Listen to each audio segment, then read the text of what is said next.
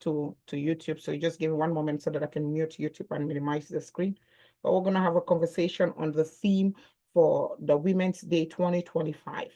So everybody is going to be a participant in it. It's not just meant for some few people. So, but if you have something to say, please feel free to indicate with a hand show so that many people are not speaking at the same time. Okay, perfect. It's done. Okay, perfect. Perfect. Let me put it on speaker view.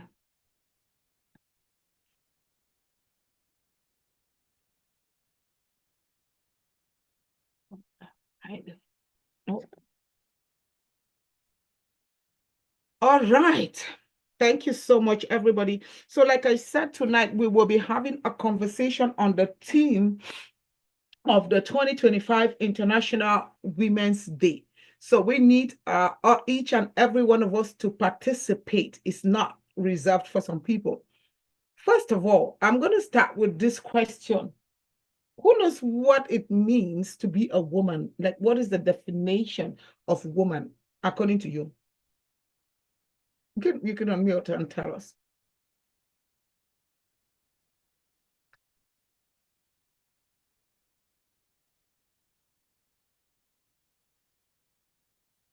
Everybody here is a woman. So are we keep silence? Does it mean that nobody knows what it means to be a woman? Please, come on, guys. This thing is only going to work if we all participate. So somebody needs to unmute and tell us who a woman is. There's no wrong answer, so to say. A woman is a female human being or a person who identifies as female. Did you Google that? Are you Googling, Loretta? Because you read it like somebody that is looking at it from Google. It's like you're looking at the Google definition, like short and simple. Okay, so who else has another answer? Thank you, Loretta. Thank you. That is true, though. A woman is a female human being or a human being who is very distinct. And a distinction comes in the fact that she has a womb. Okay, good. Yeah. All right. Perfect. That is so true. All right. Any other answer? Thank you, Sister Law.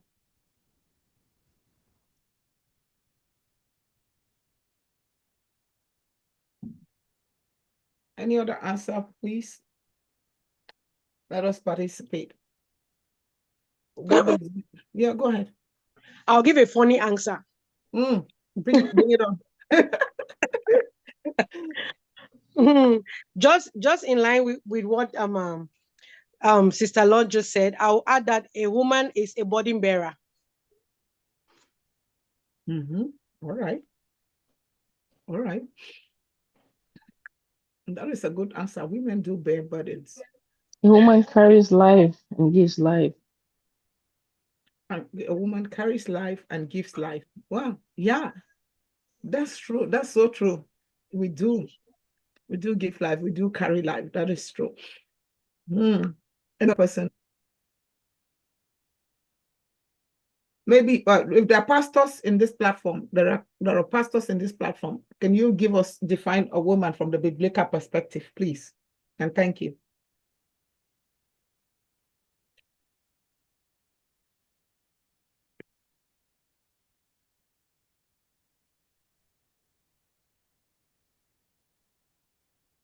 Can I say something? God bless you. Go ahead. As a woman, she's an advocate. She advocates. A woman is an advocate. Thank you, ma'am. Thank you. Thank you, Mama. Oh, welcome. God bless you. Happy to hear your voice tonight. Happy to hear your voice tonight, Mama. Oh. Thank you, ma. Can I go, Mama? Yes, go. Biblically, a woman is a helper. Thank you. You saved the pastors on this platform. A woman is an Eze-Kenedo. Thank you. Oh, Pastor Loretta, you are doing good. Eze-Kenedo. That is what woman. A woman brings stability, and the woman keep watch over what has been entrusted to her. Good job. All right. We have given some really beautiful definition of who a woman is. And biblically, they are an Ezekenedo and an advocate. That is what Mama Odoba said, an advocate. Lorenta said Ezekenedo, which is in Genesis, a helpmate for the man. Okay, so all that are correct and they are right. So there's nothing wrong in all of these answers that have been given tonight, which is what we are studying. And the theme for the 2025 International Women's Day, it says that accelerate action. So accelerate action. So if you're driving a car, they say accelerate, it means that increase your speed. It means that move, push forward, go ahead. It says accelerate action. And then it said for all women and girls, rights, equality, and empowerment. Me, I don't care about equality because I'm not fighting to be equal to a man, to be honest. That's a disclaimer. I'm not fighting to be equal to a man. So I don't really care about equality because it's a state of mind. But empowerment, we need to be empowered because we need to learn to do things. Rights, yes, we deserve to have rights. As human beings, every human being, the basic human rights. Rights for everybody to live, to breathe, to eat, to have access to the necessities of life. These are all rights. So now we're going to discuss this, and I want us to take it from the perspective of us being a woman, or being a girl child, or being women. So what are some of the rights? I just listed some. What are some of the rights that we think that women should have or women have?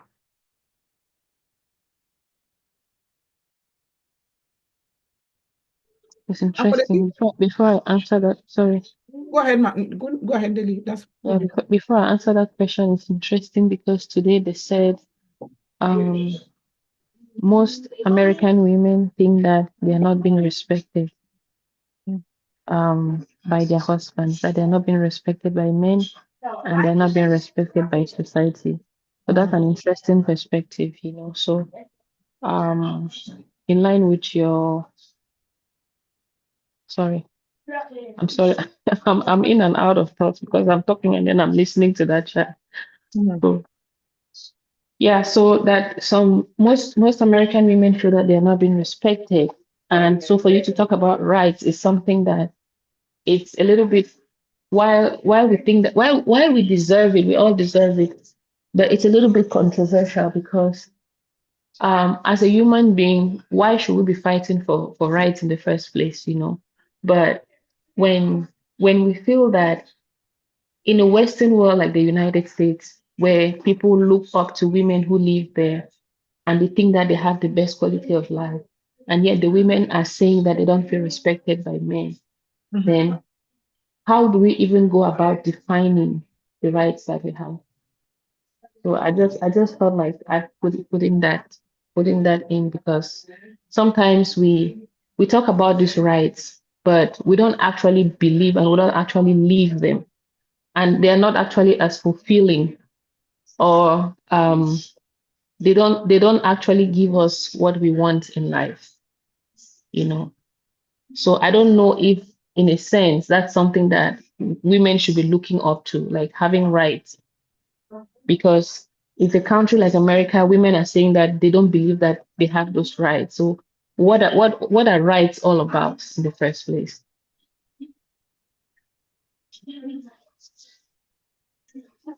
I'm sorry, I'm provoking more discussions with your questions. More conversations, yes. Because if you don't even know what rights are all about, that's why I said, can we have some examples of rights? Sorry, can I just add what Sister Lily said? Because yesterday I was talking with somebody also, right? There was like a friend, the husband was like telling me that, you know, that women have taken all their rights. Like when you go to the office, they don't even have a say, they don't even have voice.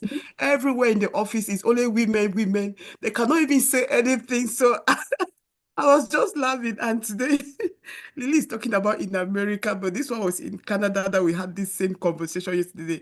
So this man was like telling me that they really we really have to rise up and make that. He was like saying something that the men have to rise up to make the women know they are the hate. Because like what they see today, men don't even have a voice even. They are just there everywhere. Women are like carrying up themselves. So I was just like, I really I feel for him. Yeah, right. Okay. Yeah.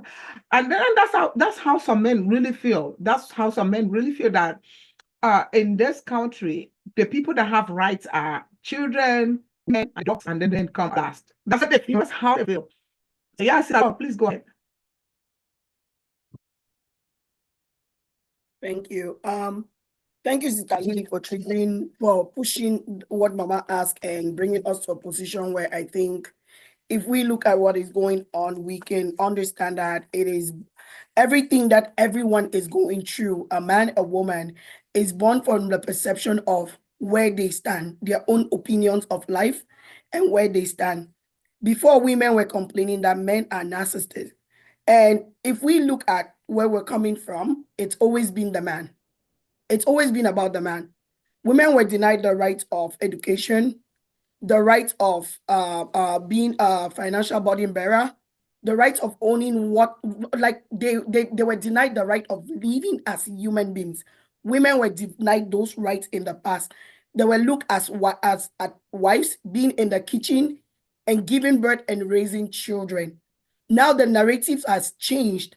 Women are encouraged to grow, spiritually, financially, morally, socially, in every ramification, women have been encouraged to grow. We moved from a society where it was purely a male-dominated society to a society that is inclusive, where the voice of a woman can also be heard and not just be a stomping ground in the kitchen. Now men are saying women are feminists. Yes, there is a deeper conversation when it comes to the extreme feminism. There are feminisms in different realms, I can say.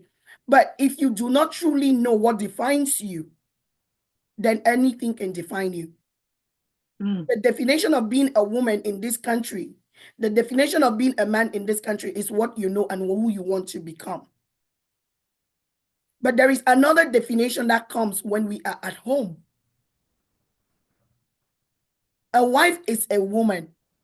Yes, a wife is a woman, but a woman in a special capacity. Not every woman is a wife. If you're not married to a man, you cannot be called a wife. Not every man is a husband. If they don't get married to a woman, they will not be called a husband. So at some point, the conversations outside makes it really difficult for us to comprehend because it is always about a hidden agenda when it comes to honor and respect used subtly to take us away from what we stand for. I respect you as a man, but this is what I want as a woman. It is not me disrespecting you. It is me respecting myself to be able to come to the table with that conversation of what I want. I want the right to be able to go to school and have a PhD. And if that PhD is going to make me a board director in a company where men are my subordinates, so be it, because I earned it. I am not disrespectful. I am just a woman that knows what I want. Powerful. Thank you.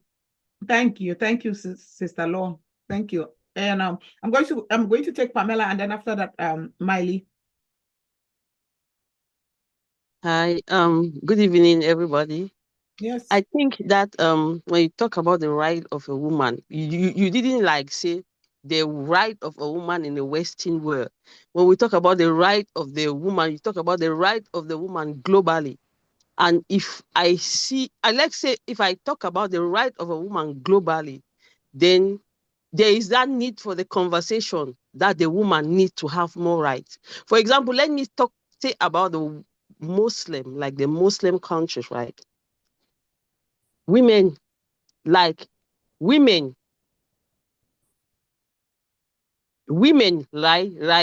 They don't have right to education.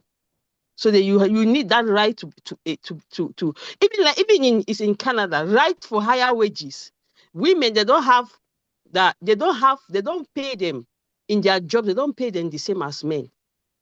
The even right to have equal jobs, like some jobs are male dominated. We need that right. Even like property, right to work, right to have public, right to vote. You know, even the women, like in what Marilyn said, I kind of, because the women, they really fought for their right. The woman, like, I just feel as if it needs to have like a greater conversation, and I feel as if it exists. Even talk about sexual freedom, discrimination, you know, stuff like that.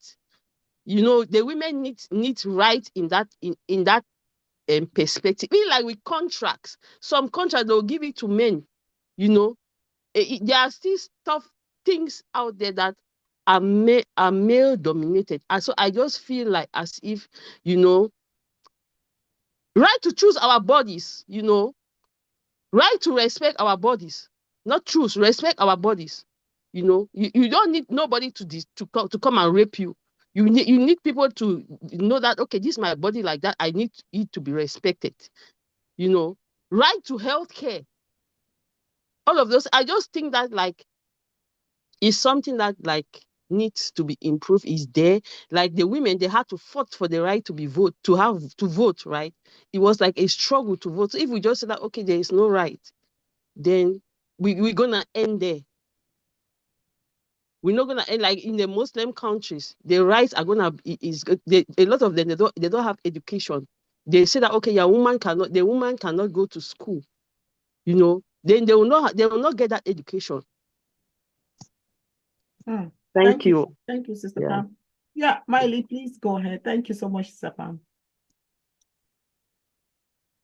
That's why we're having these conversations. Thank you. Good evening, everyone. Yes. It's very interesting. It's an interesting conversation, and it has begun many, many decades ago, and it will continue, because for as long as we are human beings, we'll always have those needs and expectations to improve on our lot.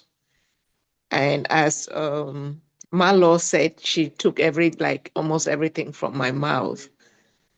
One of the points I just wish to emphasize again on, the whole idea of rights has nothing to do with a woman wanting to be the equal of a man. Exactly. Because that is not even possible. Biologically, exactly. we are made different. And because biologically we are made different, we have different responsibilities, natural responsibilities, natural abilities, and potentials. That is a fact. But the fact that a man can lift a 50 kg bag of rice and a woman can only lift a 25 kg bag of rice doesn't make you less important. So that's the first thing I thought I should contribute to. And this has been a misconception in many quarters. When they talk of rights of the woman, of the girl child, it is not comparing yourself. It is being complementary and being respected in that capacity. Yeah. As a complementary partner in whatever relationship or responsibilities you people have. But just as Auntie Law said, and others have said, there are many things. We have come a long way. We are actually celebrating, and we are being grateful for the forerunners like Mary Wollstonecraft, those women who took part in the Second World Wars and saw the role that women played in the communities when the men had all gone to the war front. And the women were the ones taking care of the families, the children, the wounded soldiers that came behind. They were the ones cooking. They were the ones doing everything. And some of these women sat and said, but when they come and they are rewarding people for what they did for the success of the war, women were nowhere to be found. Women could not even vote. They had no voice. They could not even take any decision, even about what concerns themselves, their own bodies, their own, So we have come a long way that we must celebrate. But there is still a lot to be done because there is a lot of systemic discrimination. When they talk of where women, those who think that women already have so much, it is just by word of mouth. If you go, there is a lot of hidden agenda, hidden barriers that are still keeping capable women away from the things that they need, they deserve, and they have abilities to do. And that is why the struggle, the conversation must continue. Why should I have a PhD and a man should earn more than I do earn? We went to the same universities to get a PhD, to become a medical doctor. It is the same struggles that all of you go through. So why should a man earn more than the woman just because you are a woman? So those are some of the things that are still very subtly in our systems, be it in Africa, in Cameroon, in America, in Canada. And for that reason, women cannot stop talking, cannot stop having conversations. That's one perspective of it. The other perspective is also for the women themselves. It's good enough for us to sing and shout, we want equality, we want rights, and all of that. Yes, it's good. But it is another thing for you to get ready, for you to get prepared, so that when those opportunities are available, you can grab them. Just like the speakers who did the presentations on Saturday were saying. So the government can implement all policies on inclusion, policies on diversity, policies on equity. If the woman does not develop herself, her potentials, we will still never ever benefit from those policies. Exactly. So one of the essential things that we women of a certain level have to continue to talk and to educate our female children is the fact that at this stage in this century, women have evolved from that level of wanting to be seen, wanting to belong, wanting to achieve. We are now at the level of self-actualization. Women's self-actualization. Women should aim high, should dream high, should explore their potential because we have a lot of potentials. Women should not be cowed down by societal stereotypes so that when those opportunities are available, you can also stand and compete with the men. And there is one thing I have noticed with us women. We also want to get all the qualifications to be perfect in order to postulate for a position. The man doesn't bother. Even if they advertise a position and they say they want PhD and he has a master's, he is going in for it. He will do it, and then people tell him that he is not qualified. But for us women, once they say it is PhD that they want, we just back off. We back off. I am not qualified, so I can't do it. So, and in order not to take too much time, maybe I can come back. There's so much to talk about this. It's always a Yeah. very, interesting conversation. Yeah. But we just need to know that women have gone far, and at the stage where we are, because of the evolving society also, because society is not static. Yeah. Nothing is static.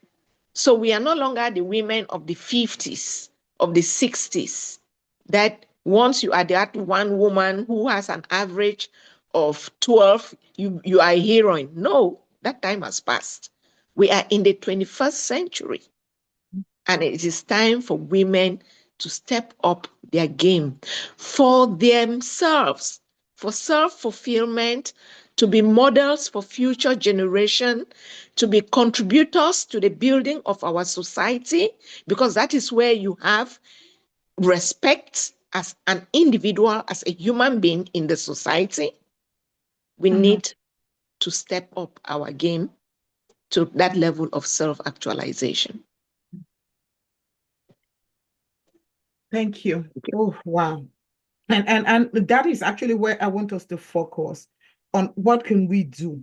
Because as much as we keep complaining and keep doing the same thing and just being naggy, we will never get it, because they will still find a way to practice those kind of systemic things.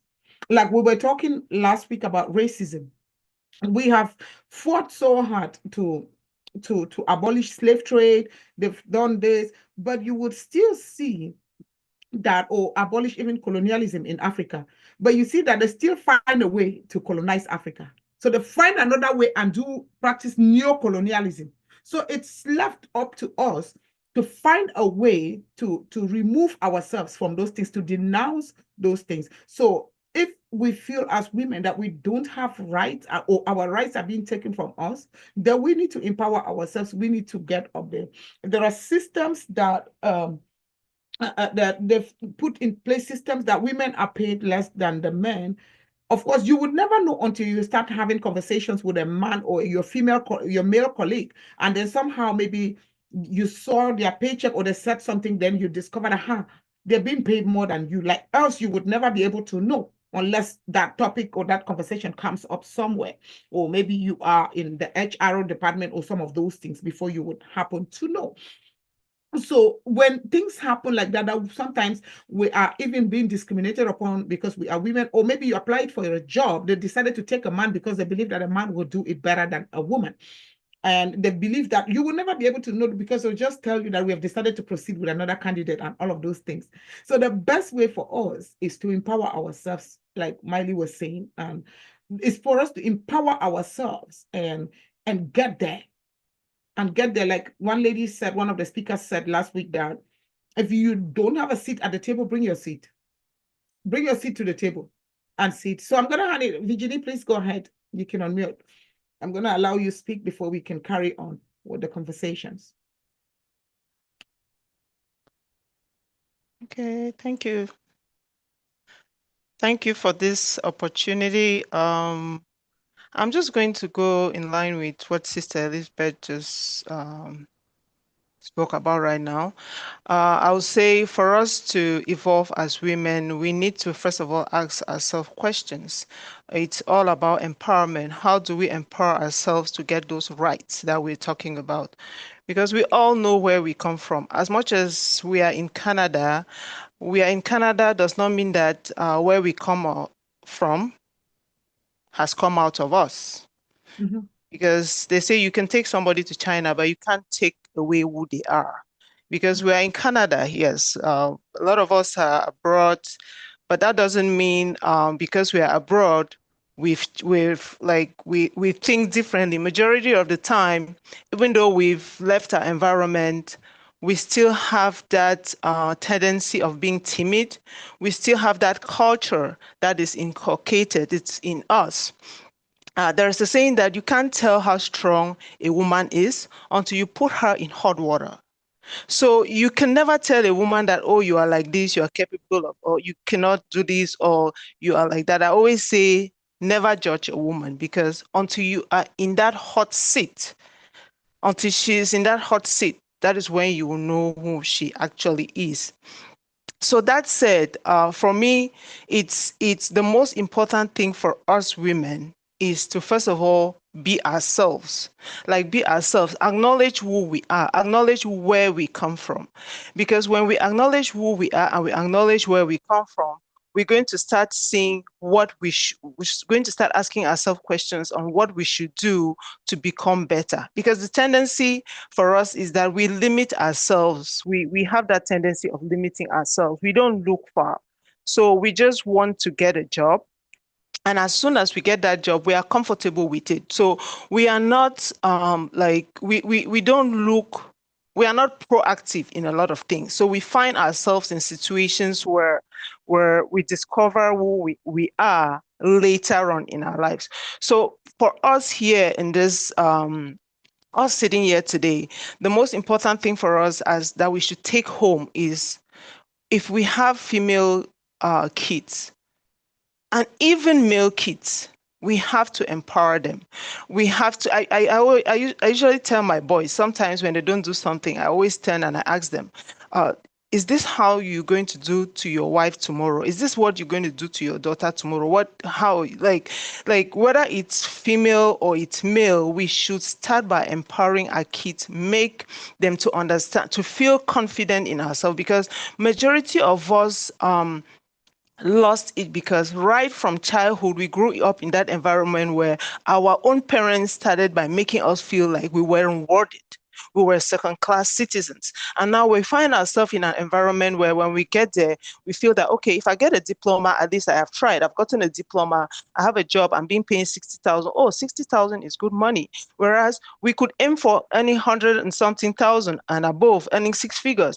But because we are limited, we just want to be we just look for short term. We don't look for long term. We don't look for new opportunities that come up. We lack that self-awareness. We lack self-acceptance. We lack self-belief. We even lack self-realization.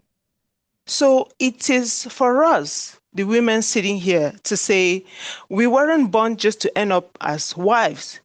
Being a wife is a good thing, but how do I contribute as a wife?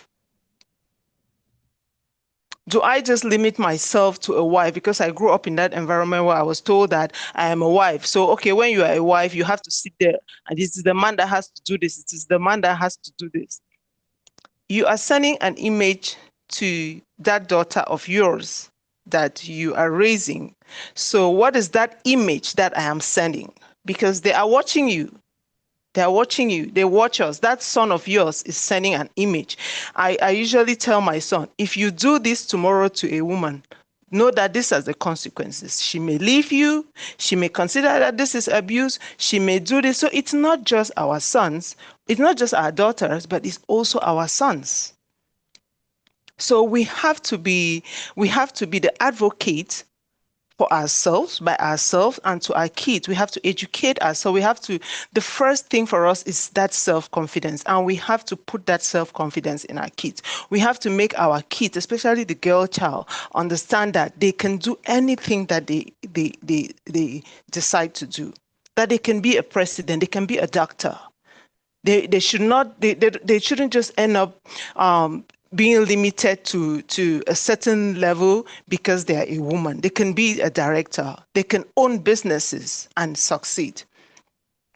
So I'm just going to end there. That was just what I was going to add to what Sister Elizabeth said. It's all about empowerment. If we want those rights, we can talk about rights the most important thing for us to get those rights is for us to empower ourselves. And when we empower ourselves, we'll have access to those opportunities. We'll have access to those resources that we're complaining about. We're going to have influence in the direction to have social change in an environment.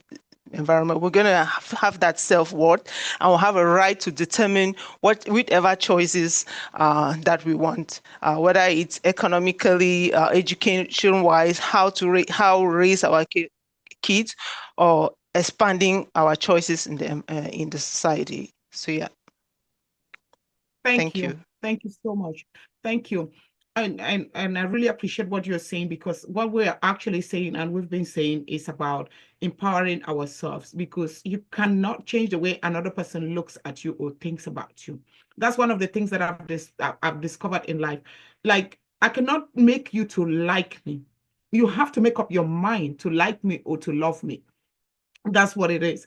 And if I prove you my worth when it comes to the professionalism, if I am in a job and I prove you that I can do it, it's only a matter of time. You will pay me to do it, because I become indispensable. So I make myself like, I got this and I can do this job, and then I become indispensable. By the time that you see that, oh, I'm going to go bring a man because she's a woman, you would see that you're actually losing. So sometimes one of the techniques that I've seen some people do is that they try to be always a step ahead, like Miley was saying, that you have a PhD, the other person, a man, will get a job, the same job with a master's. But you have a PhD. Sometimes it works to our advantage, because it will get our foot into the door. And then once we get there, and maybe they discover that, oh, this woman is excellent, she's perfect, and you become indispensable in a way that they will start running after you. And you know, the best publicity is a word of mouth. It's a word of mouth. But I also want to go into this other direction of talking to us as women, especially a Black woman. There is this tendency and this kind of thing, like envy, like wickedness, like jealousy, that rises in us, that if it is not me, it's nobody else. That if it is not me, it's nobody else. So sometimes, even though we are talking about all of these things, we are actually our own enemies. We're actually our own enemies. Like, we're the ones that talk down on another woman. We're the ones that blackmail another sister. We're the ones that smile at you and talk good with you at your face, and go behind your back and say evil about you, or go behind you and talk evil about you. We're the ones that will always say, I don't want to deal with a Cameroonian. I don't want to deal with a Black woman. I don't want to deal with Africans. I don't deal with Africans. I don't want to work in the same place with them. So who should work in that place with them? So who should deal with them? If you can't manage them, if you can't cope with them, who should cope with them? Like, I'm done, and I am so done with that mentality, or that saying that, oh, I can't deal with Africans, I can't deal with this, I can't deal with this. No, I will deal with everybody. I don't care who you are. I will deal with everybody, because we are meant as sisters to cohabit, to help each other, to live with each other, and complement each other, and lift up each other. But until we understand that, until we come to that place to know that a sister needs a sister, we would never come to a place of agreement. We will always be at loggerheads, competing with one another. We will always be there competing with one another. You will realize that most women would like to gravitate towards men. They want to associate with men, because they feel that, oh, if you associate with women, this is what happens, but this is what happens. No, not me. It's not me. I've made up my mind that I would dispense nothing but love.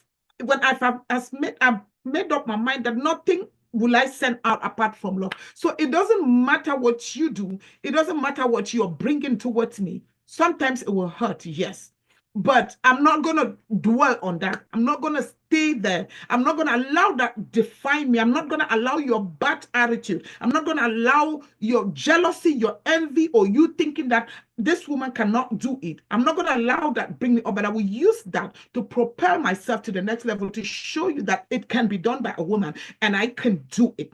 I'm not going to allow you talk me down just because you hate me or you don't like me, and then I feel that I cannot move forward. But if we would deal with these aspects of our characters as women, and begin to treat a sister like a sister, and know that I'm not here to compete with you. I'm not on earth here to compete with you at all. I'm not on earth here to compete with another woman. I'm here to complement another woman. I'm here to assist another woman. I'm here to hold hands with another woman, so that we can grow together, so that we can raise our kids together, so that we can work together, so that we can achieve more together. It's not a competition. When we discover that, and then we discover that this world has room for everybody. God is not a fool to create us the way he created us. Whether there are 8 billion, 9 billion people on earth, there is room for everybody. Find your room. I find my room. And then we help each other make their own space comfortable, and we grow, and then we establish the kingdom of God here on earth. When we do that, and we know that we cannot live as, don't get fooled. Let nobody deceive you that you can live as an island. It's only a matter of time you will crash, because somebody needs somebody. Somebody always needs somebody. And even when you find your somebody, doesn't mean that the other person that is not your somebody is your enemy. No. No, when we discover these things as women, you would see how we would learn how to treat each other with so much love. When women start respecting women, it's just a matter of time men will start respecting the women.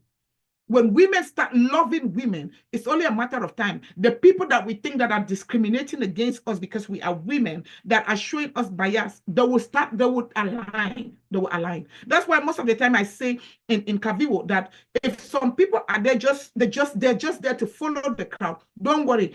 If there are people there that can move the group ahead, let's move. Those people would follow. Because you don't expect everybody to be on the same lane or the same platform. Even in a race, they put people like this depending to calculate the distance. So let's keep moving. But when we keep moving, the other people see that, hey, they're ahead. Let's follow. Let's go. We push and we move. So for me, that's how I see this thing about a woman to woman, loving each other. That's how I believe that when we start doing that to ourselves, very soon we'll start creating our own companies. Imagine that if we feel like we're being discriminated upon, and we own those companies, and we begin to give the priority to other women, and then we begin to pay other women higher than we pay men. It's only a matter of time there will be a balance. I'm going to give it to Maeli, then Mama B, and then Sister Leah. Those are the three people that have their hands up. So Maeli, please. Okay, thank you. I'll just quickly, as a follow-up to your intervention, Madeleine, those are very accurate assessments. And I just want to draw our attention to the fact that sometimes a lot of us women do this unconsciously, ignorantly, because it is part of the cultural hegemony. Yes, it is the culture in which we grew up in, that we had been made to believe that if you want to feel important, if you want to feel strong, you should associate yourself but to the man or with the man, with the male sex, to the extent that women would stand against their fellow women in support of some of the wrong things that men do. And you find them saying, what does she even want to show? He is a man. She just has to accept that. It is also a cultural problem. And one of the things I've also found, especially with us Cameroonian women and Cameroonian society, since the inception of this whole idea of Women's Day celebration or women's right, is the manner in which it is celebrated. Yeah. And so it sends a very wrong signal. It sends a very wrong message to young women, to those women who do not have the ability to perceive and to appreciate the whole concept of Women's Day in a particular way. And sometimes for all my time that I was in Cameroon, I don't march. Unfortunately, when I became the president of the female lecturers of the University of Marua, I had no choice. It was an obligation, because I don't understand why such a day would be dedicated to march past, to drinking, to wearing of uniforms, to women drinking in bars and getting drunk, to women standing up to say, today is my day, I am not cooking, the man must be the one to cook. All of that devalues the whole idea, the whole concept. And even our government, the Ministry of Women's Affairs, Ministry of Social Affairs, what are they doing, as our sister just mentioned here a few minutes ago, to empower women What do they do during this week to empower women, to educate women on ways of empowering themselves? What programs, what initiatives, educational projects, what do they do? Nothing. They instead use it as a business venture to sell clothes. So it is some kind our responsibility, those of us who have had the privilege to see the way things are done differently, those of us who have had the privilege to be able to understand certain things differently, to educate our sisters, our mothers, our children here and back home of this whole idea of women equality, women empowerment, and so on and so forth. Yeah. Because if they continue in the way that it is celebrated, especially in Cameroon, then we are going to nowhere in the next 50 years to come. Absolutely. Women will still find themselves, because you go and buy kaba, you make hair, you do this, and then the next morning you are asking your husband for 100 francs to buy salt to cook. It makes no sense. It makes no sense. So that's the little contribution Thank I was going to add.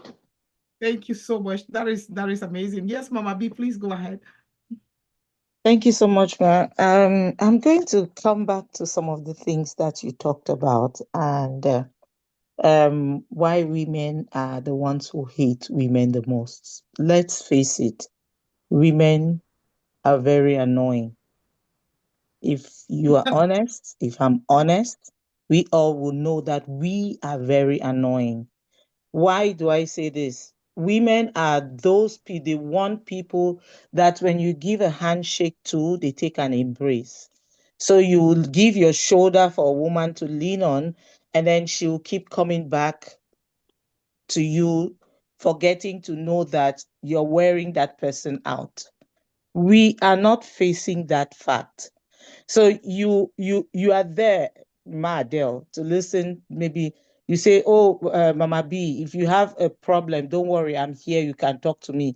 And then I keep coming to you every day with my problem. I'm giving you mental, like I'm not giving you a rest for you to think about your own self as well. So it brings us to that part where, let's call it what it is. We are annoying, but sometimes we are so polite not to tell the other person that you're wearing me out. But that is just the truth. And so what happens when that happens is that you now have to look for a way out, because you're so stuffed up with what the toxicity that the person has been feeding you with their own lifestyle or their own problems, and you are worn out. You can't really do what you have to do, but you can't tell them. And so you turn to some other person to like release the air. That way you're gossiping. So we are the ones who do that to ourselves. We have to learn to know where to stop. Just because you give me your shoulder to cry on doesn't mean I should bring that shoulder to the ground before I understand that, look, just stop and, give that person a breather as well. Another thing is that women are complainants. Sometimes you see a woman and the first thing they tell you, like, I don't tire Mia. You already give somebody, you don't give somebody a chance to give you a chance. And then you expect that person to look at you differently. No. You've already given a wrong signal. And so in our offices, sometimes they can't really give us or allow us to excel because they see the little loopholes that we leave as we go along. So we have to look at ourselves, face our devils first. Look at ourselves in the mirror and tell ourselves some truths. We are those people who start the stereotypes. It starts by us. Like, we just had an event, like seriously, most of the women were not there. it's a stereotype. What do you want to show? Like my Eli just said, what do you want to show? Somebody will just be like, I will not go. I'll see as it go after. You know, those are some of the stereotypes that are so embedded in our bones that we find it difficult to even dissociate ourselves from. You look at somebody, they've done nothing to you. You just have a hate against that person. That's something that it's so deep in women. And I asked that question today because we had a similar conference in the office. I asked that question, like, why do we even have this kind of hate that we have? Because the hatred that you see among women is so peculiar to women. Our hatred is so deep that even men will say, why does she hate you so much? Or why does she behave like this? And we don't want to dissociate. Like, we love our bad habits that it's so difficult for us to stay away from, like to even keep away from those bad habits. We hug our bad habits and we want to keep them.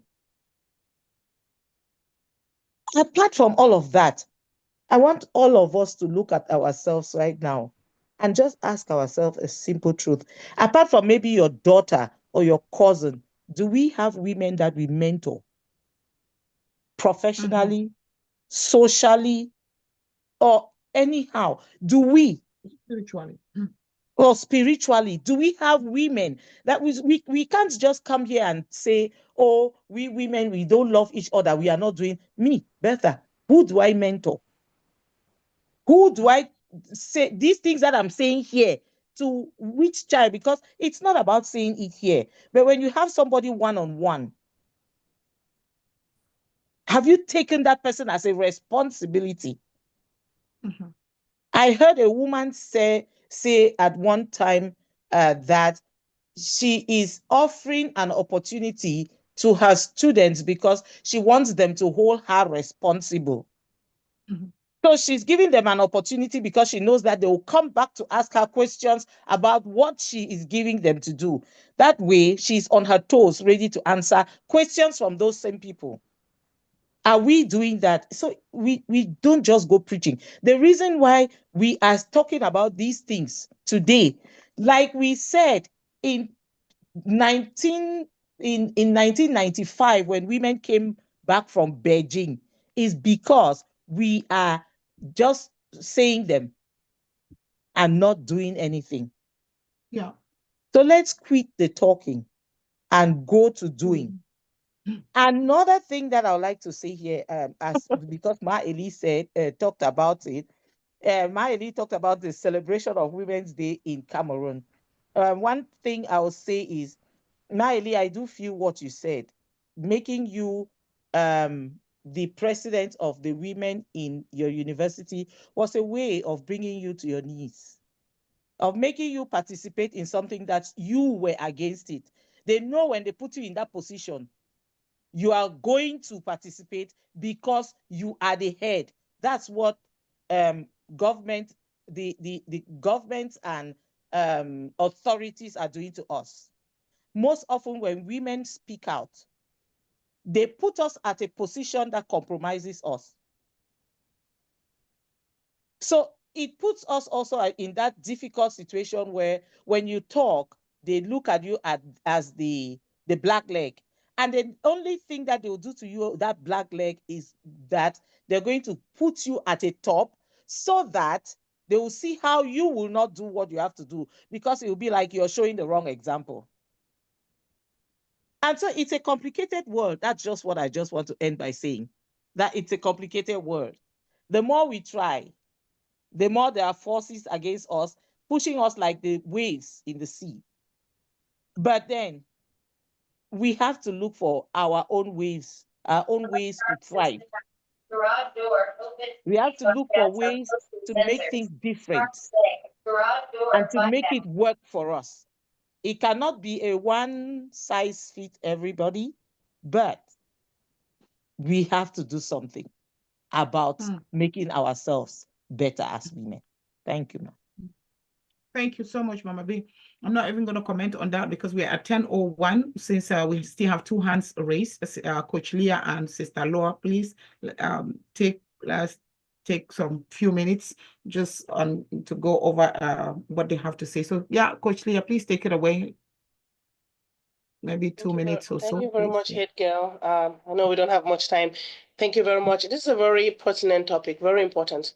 And as I said last time when we were discussing about racism, women equality, discrimination, or womanhood as a whole is very complex. And it is important for us to understand that uncomfortable conversations are necessary because they're going to create those irritations that will lead to the transformations that we need. And if we have to be honest, we have to start by being honest and being vocal about our honesty, not being fake about it, not being pretentious about it.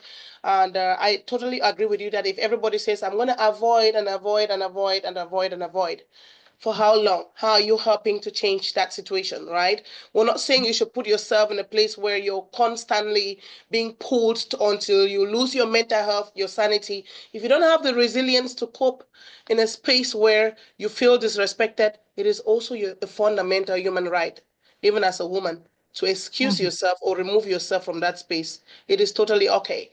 However, it is also very important that you vocalize at every point where you've identified disrespect at any point by one woman to the other. I want to talk about another aspect of this women relationship and the inequalities that exist. For one woman to feel that they're superior over the other, I believe that there's an internal complex. There is that complex, just like a child. If you buy, let's say you can buy a piece of bread, for example, cookies, very delicious cookie, give your daughter, you come back later, it's hard for them to let go. Sometimes when a woman gets to a position, until they understand that the fact that I am here, it is beautiful, it's like nobody ever got here before, I have it now, I don't have to really grab it and block everyone else, until they understand that being there means that we honor you. There are millions of other people that can also do it, but we got you there, you got it, this is your thing, we love you. You don't have to be afraid that we're gonna come take it from you. Yeah. I hold this thing, we can clap for you, we can celebrate you, and just open your heart. Even if somebody else looks like they're rising the same way, don't feel that they're rising because they're coming to take it from you. Just understand that the same way you rose, God is also raising other people. And together, we are powerful together. The moment you exhibit a sign of insecurity and fear, and you think you can pull down and suppress others, you're showing that you did not believe that you were supposed to be there or you even deserved it. Only insecure people feel insecure and always think that others are worried about them. Only insecure people feel insecure. So if you're insecure, you will feel insecure. And sometimes you may not show it. You may be strong, you may be bold, you may be talking, you may be acting, but sometimes unconsciously it will come out in one way or the other. So the onus on us, especially as Christian women, is to go back and like Sister Mama B said, let's be honest, sit back in your private chamber, your sacred space and say, Lord, truly, Father, is there any aspect of me that is showing that I'm insecure? Is there any aspect of me that is afraid of other people rising around me? Is there any aspect of me that makes me, that causes me to pull other women down? And truly, the God that we serve will be honest to show and reveal that to us. Secondly, another thing I wanted to talk about is about marriages and relationships. One of the reasons why it's common you hear out there that, the woman's enemy is a woman. And most of the people that say those things are men. And sometimes they have very good data to prove, excuse me, to prove that women are enemies. Because some women, like Ma Adair said, would rather go to those men to make them their friends and bash other women. So we're giving them data to use against other women. And again, sometimes if a man comes to talk to you and he's married, if you are sitting there and letting him bash his wife to you, then you're giving him power to disrespect his woman at home. And also you're helping him to also disrespect that woman. So these are some of the things that if women could just start owning up and taking responsibility for some of these things, it will help us make the world a better place for other women. And it will make us have a better bargaining power to go out there and sit on those conversation tables and talk without somebody just throwing facts on us from other women to shut us up. That's just what I wanted to say. We don't have much time. I had more, but next time. Thank you. Yeah, we'll continue the conversations. As Coach Leah, thank you so much. Always love listening to you. And thank you. Mama B said something before I hand it over to Tabby. Mama B said something that when you get to your office or your work and you're saying that you are tired, you've already set a defense. Because somebody wants to come and talk to you, they say, let me not go there, they're tired. Because if you already come with that tired mentality, everybody knows that you're tired. Nobody wants to talk to you. And a lot of women are fond of saying that I'm very tired. You come in the morning, you are tired. Like you are just coming in from somewhere, you are tired. So who is not tired? Like women like to complain about tiredness. That's why sometimes you would see they will look at us that no, they are tired. Maybe they did not sleep last night because they were up with the kids or they were doing this. And so let's not give them that responsibility. So sometimes stereotypical. Yeah, so let's not give them that responsibility because they've been working all through or they're so tired. So let's give it to, but you will hardly hear the men saying that they're tired. That is true. When she was saying that, it clocked in my head and it was an alarm for me too. It was an alarm for me because sometimes you might carry your grudge from the next evening, or maybe you had an argument with your spouse and you carry it to the office and somebody just talks to you and you're like, you're very tired or you're this, I need a coffee or this. I don't just want anybody to talk to me because women vocalize, women externalize, while men internalize. So a man may be very tired, but he will not say it. He will not say it, and so he keeps rising. He keeps getting those better positions because they're not complaining. They just keep doing. But we will always complain. And so remember, that's one of the things that God wants us about in 2025, to stop complaining, to really quit complaining. And I'm working so hard on myself that I don't have to complain, especially complaining about other people.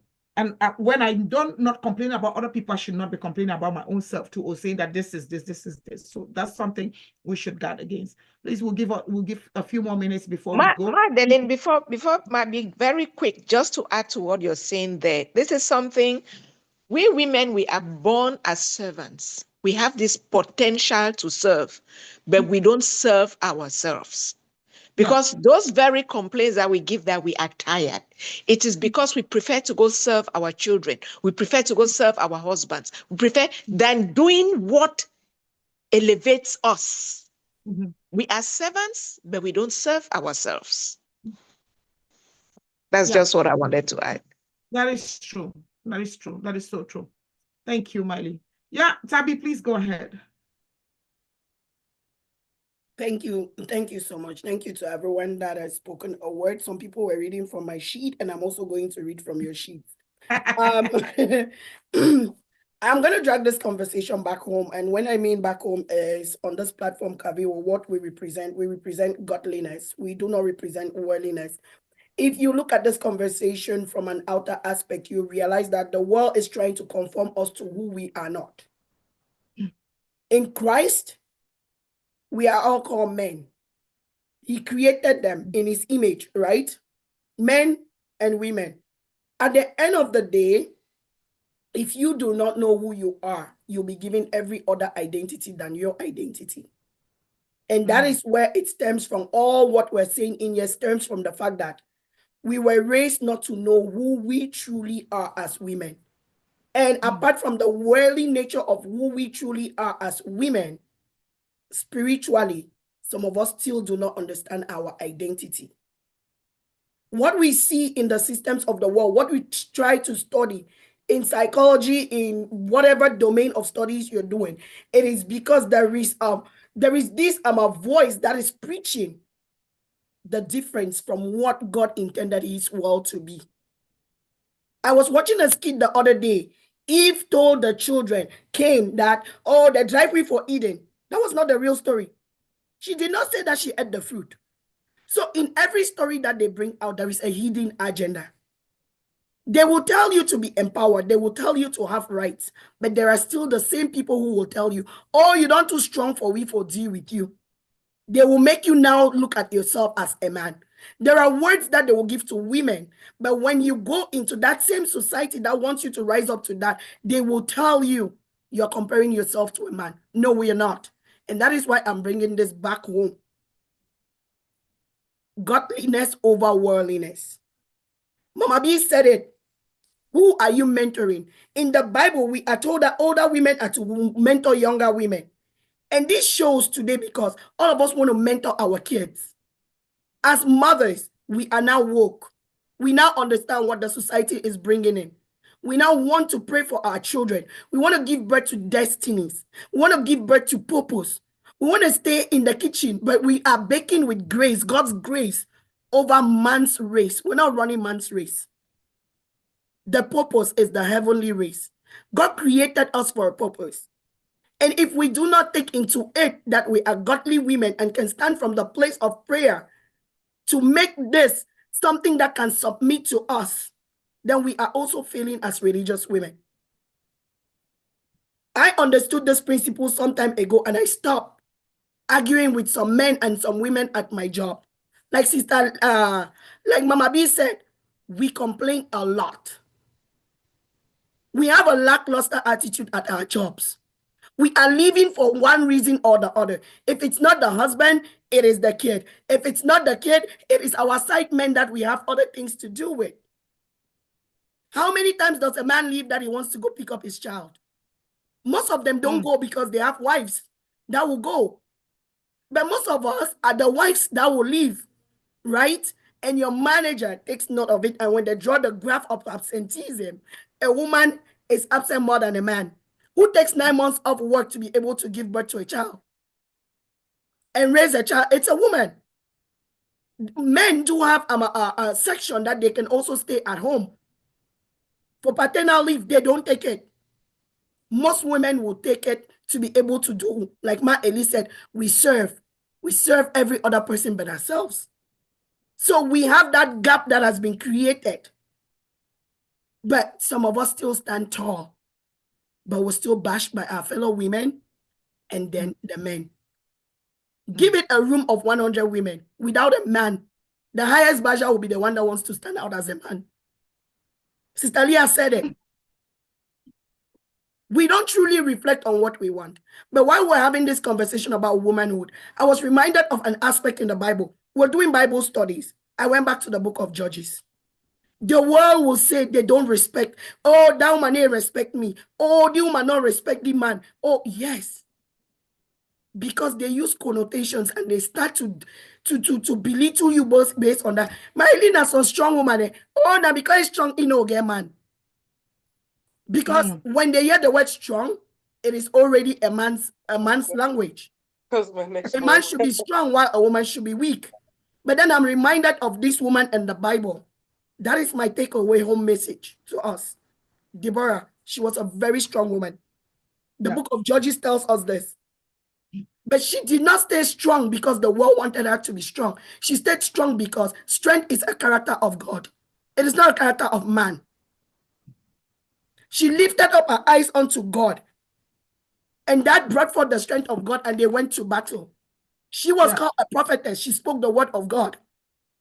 And she was the one that told Barak what Barak should be doing and that they should go to the battle of Sisera. She obeys God's word and she went to battle. She did not belittle Barak. They shared the space. Women should bring themselves to that standard that they could share the room with a man and not feel uncomfortable to speak. Even if they will accept it or they will not accept it. Say your piece. Put it in a way that is acceptable societally. It's acceptable. She did not still stay quiet in that process. She made it known that she can be submissive.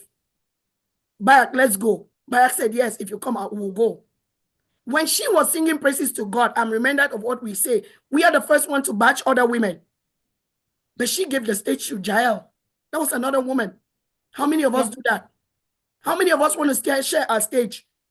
There are some platforms you cannot unmute and speak. It is only the woman of God that owns that platform or whoever paid for that Zoom membership that will speak. All of you are muted. You only have to listen. There are so many places in life where we struggle to fit in ourselves in order to be better. Remember, if you want to grow or you want to go faster, when they talk about acceleration, go alone. But if you want to grow into something that you look at it as every piece to a puzzle, then you have to grow with people. And there are acceptable societal manners or morals that we have to put in as well as take out. When you identify your limitations, work on them. When you identify your strength, teach others. When you identify that there is an opportunity, call others. When you identify that there is a conflict, solve it. When you identify that you can no longer do it, take time out. Most of us don't do self-care like Ma Eli said. It starts with us.